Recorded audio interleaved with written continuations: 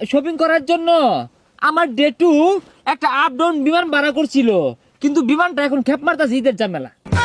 বিমান দিয়ে যাইতে আমার ভালো লাগে না, আমি ভাবতাছি আইটেই যাই, আইটেই ভাল লাগে। খাসার কাছে দিয়ে বন্ধু বানাইছিলাম, খাসার কাছে থই তো আয় বলছস। ঈদ তো আয়াই পড়লো, মাথাটা ধরতাছে না। এই বাংলাদেশের তো কিছু কিনুন যাইতো না, লন্ডন যাও লৌকা, লন্ডনে ভালো ভালো কাপড় চোপড় আছে, বাংলাদেশের এই কাপড় চোপড় আমার হইতো না। হ্যাঁ বন্ধু, এ আর বলিস নে, ওই ঈদের কেনাকাটা নিয়ে তো আমি খুব উদ্বিগ্ন। হ্যাঁ, আমি জেঠুকে বলেছি, জেঠু আমাকে প্রতিশ্রুতি দিয়েছে, জেঠু আমাকে ওই নাক চারেক টাকা দিবে বলেছে। আমি অনলি ওয়ান পুত্র আমার জেঠুর।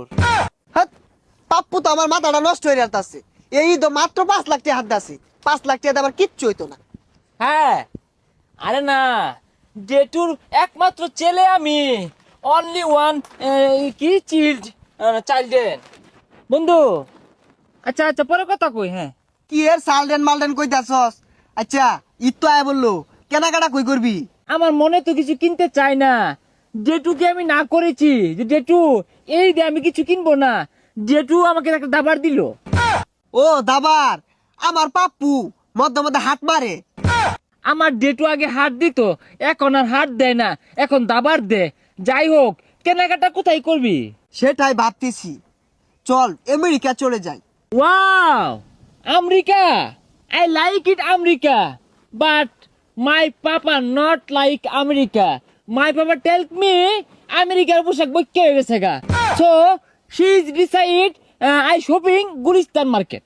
ও গুলিস্তান, আমিও শুনছি গুলিস্তান খুব ভালো মার্কেট। আচ্ছা কি দিয়ে যাবি? শপিং করার জন্য আমার ডে টু একটা আপ ডাউন বিমান ভাড়া করছিল, কিন্তু বিমানটা এখন খেপ মারতাছে ঈদের ঝামেলা।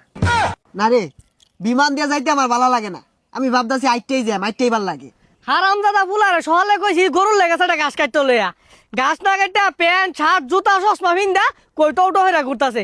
চাইছিলাম 500 টাকা দিয়ে ভ্যান গাড়িতে একটা শার্ট আর একটা প্যান্ট কিনা দিয়াম, তোর প্যান্ট তোর পাশা দিয়ে বইরে দিয়াম।